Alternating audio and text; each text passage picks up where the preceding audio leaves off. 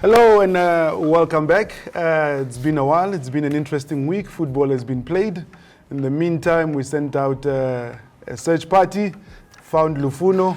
He's still in one piece. He has recovered.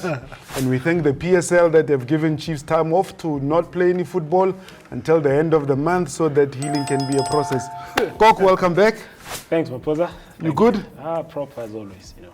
Funo? No, always One good. piece? Always good. One piece. Taking medication? No, no need for that. No need for that. All good. It's been an interesting week. Yeah. Now we're getting to the business end of the Nedbank Cup. Yeah. Brilliant game. People in Bloemfontein are showing that they miss football. Supported the General against TS Galaxy, even though knocked out. Before we get to the football side, Cox, what does it say about the hunger of people of Bloemfontein in football?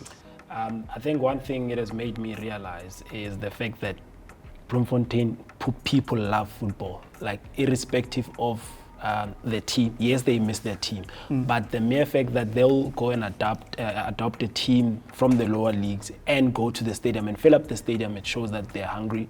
One for football, they love the game, because sometimes you can be hungry for football but just for your team. I really have to commend their love for the game, and I wish that we could take more of Bafana matches there, the national team matches. I wish we could take it to Bloemfontein. I mean, it was very interesting to see because they were still there in their numbers. I saw a regular contributor on the timeline, Temedi. They go in a Celtic shirt, whatever colors you come with, doesn't matter. Yeah. We are here for the football. Yeah, he was wearing his true colors. His true colors. Lufuno, Yes, Mpho? the football that happened. Yeah. You've got Tuks that's now advancing. And I think Tuks is now the only representative of the lower leagues. That's the only one left.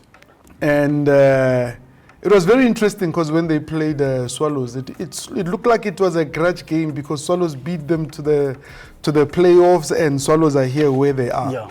Having seen the draw, let's start. Which game excites you? Because there's quite a number of games that are very exciting. That Yeah, I think this the one game that I'm looking forward to. It's Stelis versus Supersport. I think it's going to be a cracker, and I think they've just met recently twice, and one won, I think, in the league, and one was knocked out in the Carling Black Label, and the Stelis went and become champions.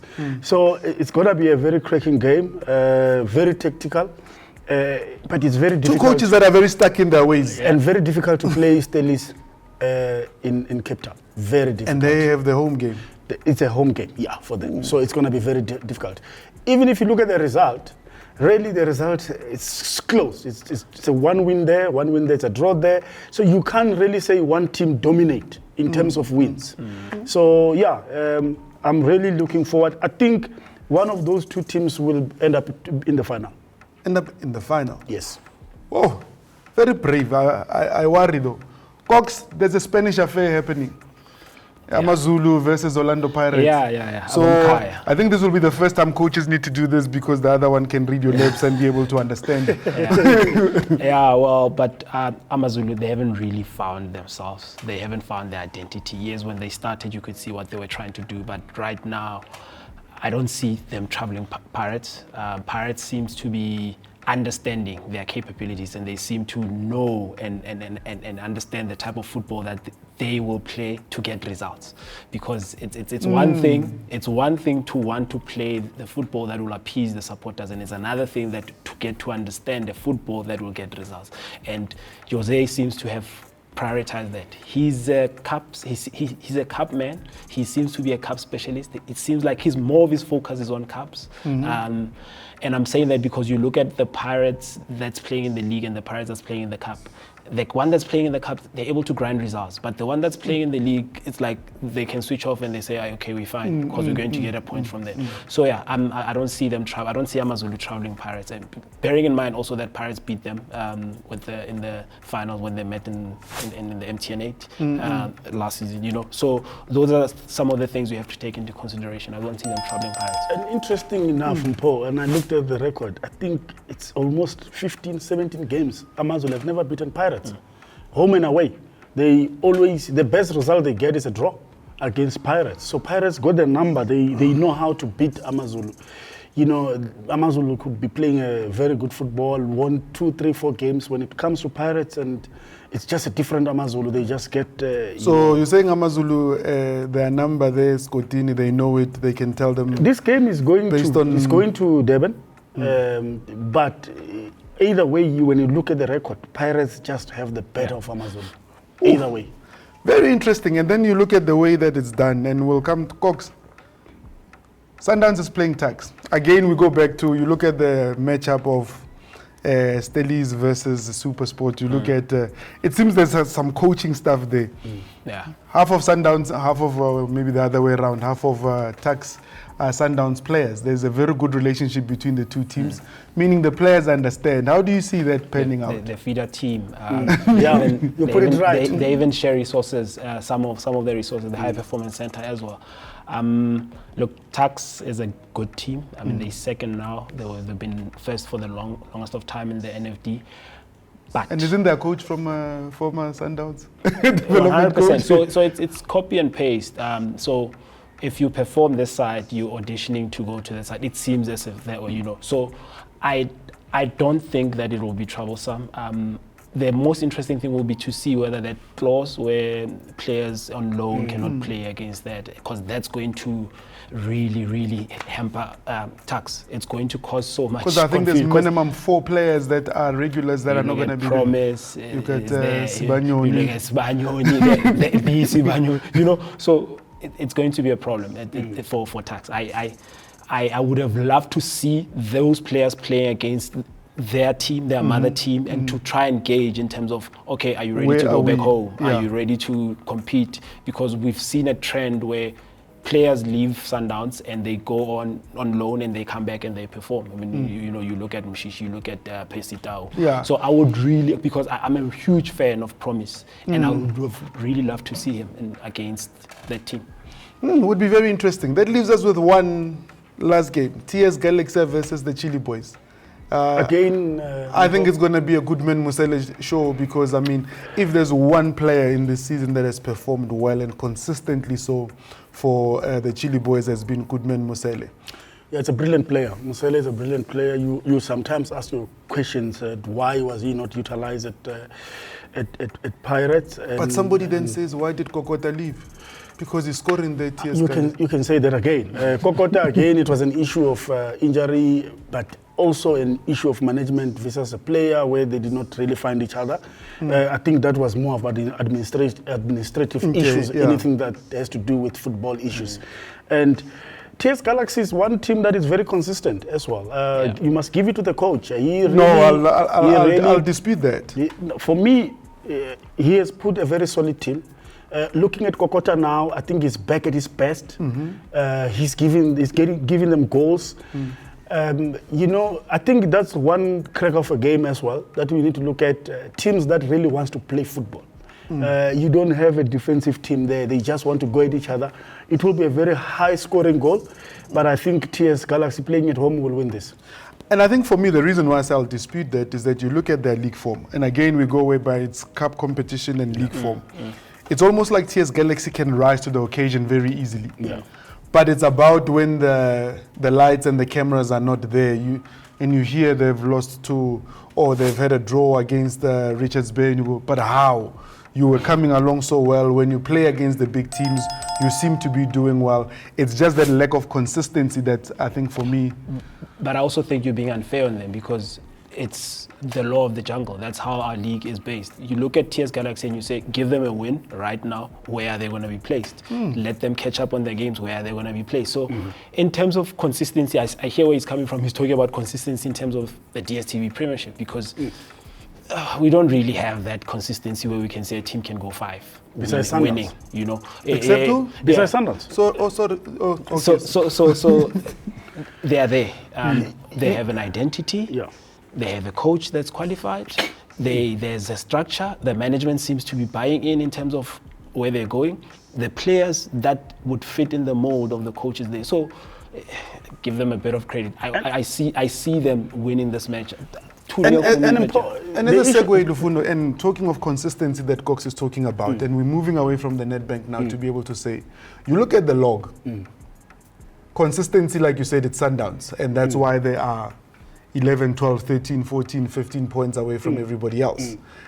In terms of the teams underneath, everybody else, they're very...